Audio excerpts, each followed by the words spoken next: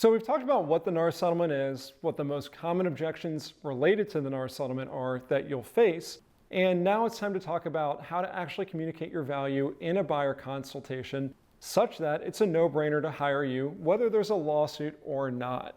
In this section, we'll talk about a buyer consultation, the buyer strategy meeting, and how to communicate your value to your client. Communicating value the right way builds trust between you and your client, and you need trust no matter what market you're in. Doesn't matter if it's a buyer market, a seller market, if you're selling in Alaska or Alabama, no matter what, you have to earn the trust of your client. We know that building trust is essential, but how do you actually go about this when you're sitting in front of a client? Having a buyer guide to walk you through your strategy meeting is crucial. It ensures you don't miss any steps. As we know, we can go into any meeting with a plan, but human nature, you go down a rabbit hole one direction and you get a little sidetracked, and that might cause you to skip a step.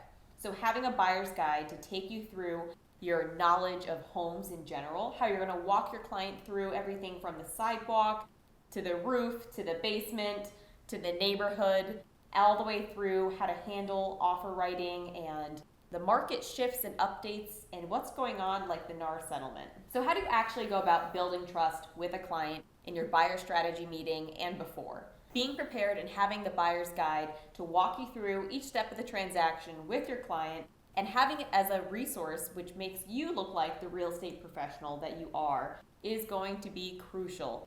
It explains to your client that you're there for them before the transaction, during, and that you're also a resource after they close. That way you're front of mind when it comes time to sell or for their friends and family to buy or sell as well. A buyer strategy meeting is placing you as the leader throughout this transaction. You don't want a buyer to call the shots. Yes, they make the final decision, but you need to make sure that they're having the information and access ahead of time so they make a calculated decision. That's right. And an effective buyer strategy meeting will take care of a few things for you.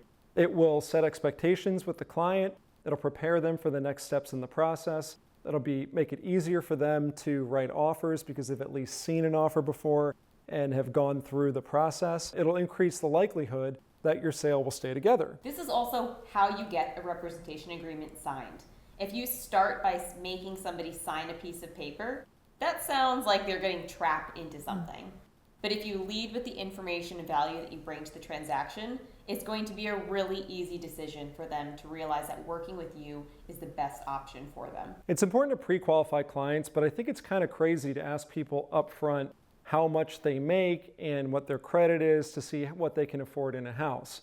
Think about it. If a stranger asked you that without any type of lead-in, I wouldn't want to work with them at all. No. I don't know who they are and what it is that they actually do. And my first questions in a buyer strategy meeting are, what's your motivation to be moving? What's your timeline like? Tell me a little bit about what you are looking for, and then let me share with you the value that I can bring to get you to what you are looking for. That's right. So what do buyers actually want? They don't want a buyer's agent, they want a house. So we should start our appointments by talking about their needs and their wants in the house.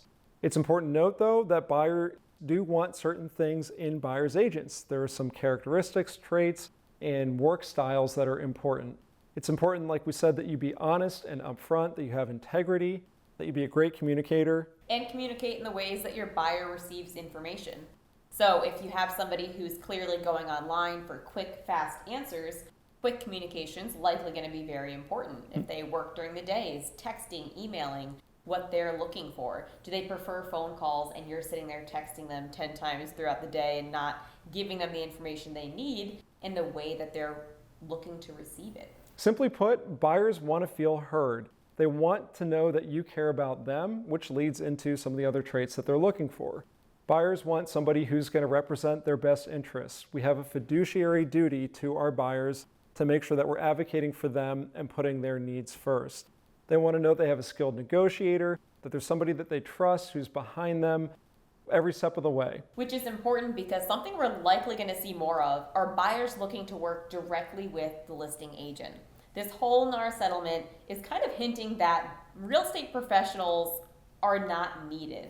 So explaining that fiduciary responsibility and time and care is not going to come from working with the listing agent, and setting that expectation that listing agent is already working with the seller's best interest in mind. And this is why you need personalized care and help. So you should be clear with your client that a listing agent's going to only highlight the benefits of the house. They're not going to show every dirty detail like a buyer's agent will. That's that protection that a buyer is looking for. They want somebody who cares about them, both in the legal sense and also emotionally.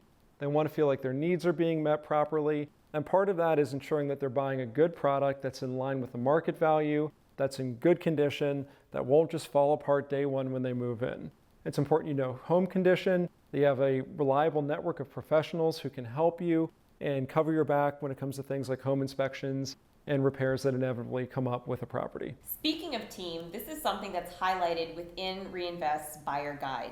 Who do you have to support you? You have your preferred partners, lenders, home inspectors, insurance agents, and beyond that are going to be there working alongside you. And the more control that we have over every corner of this transaction, that's what's going to ensure a smooth process. So walking through those steps and sharing with your client who you have alongside you during each of those steps is what's going to help build that trust that you've got this covered. That's right. It'll make it easy for them too, because when you sit down with a buyer and you explain the buying process and a purchase agreement to them, it's very natural for them to feel overwhelmed. If you can come to them and say, but don't worry, I got you. Here's your resource for this step. And then we go on to this, and here's your resource for this next step. It just makes the buying process easier. So you end up with a client who is empowered and ready to act. And I think it's funny that we keep using the term easy process because that's what a buyer thinks the home buying process is. Simple and easy. And I think when you give them all of this information about all of the details that actually come along with getting to the closing table, they realize that, maybe we do need you. Which is when I follow up with the actual offering process and what types of strategies we're implementing to make sure that their offer is in at least the top 2 that are reviewed, without a doubt.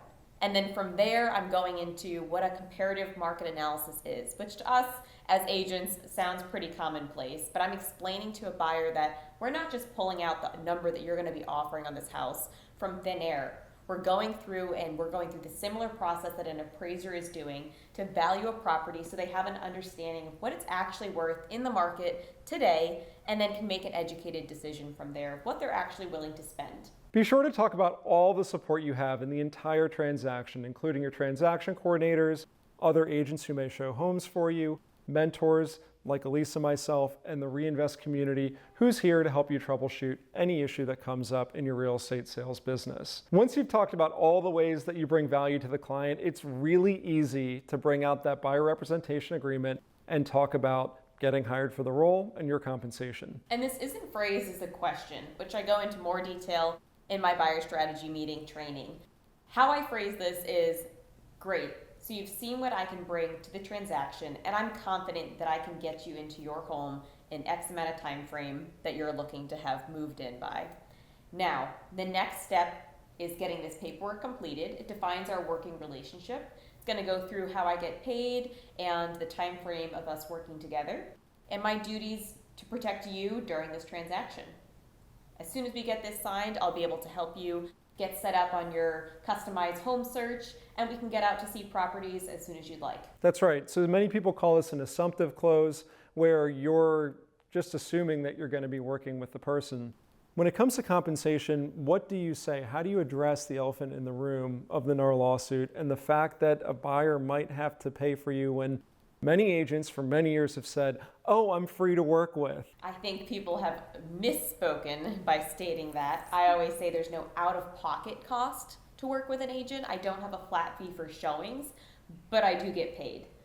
And then I kind of make it sound like it's no big deal. Like, why would I go show you homes and help you through paperwork and walk you through one of the biggest financial transactions of your life and not get paid for my role in the process? Like, it just doesn't make sense. So when you state it like, of course I would, rather than asking for money, it becomes a very clear decision, and you handle so many objections just in your confidence in how you approach explaining it.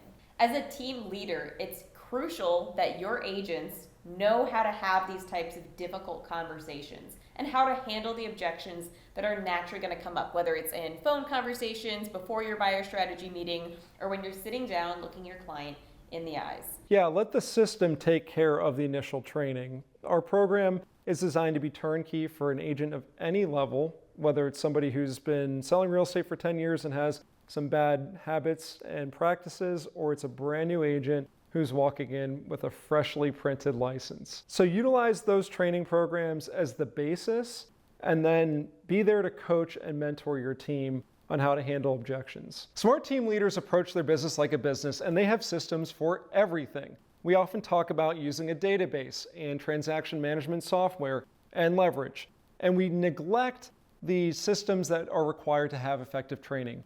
Use this NAR settlement training to educate your agents on the basics so you can spend your time where it's most important, out there in the field with them, managing objections and helping them sign more listings. Whether you are just getting started in real estate, already in production, or a team leader looking to support the agents that you mentor, access our full training courses for both buyers and sellers with step-by-step processes, including scripts, how to prep for your appointments, when you're actually there, how to master those appointments and earn clients, mock buyer consultations, mock listing presentations, and overall general trainings on each.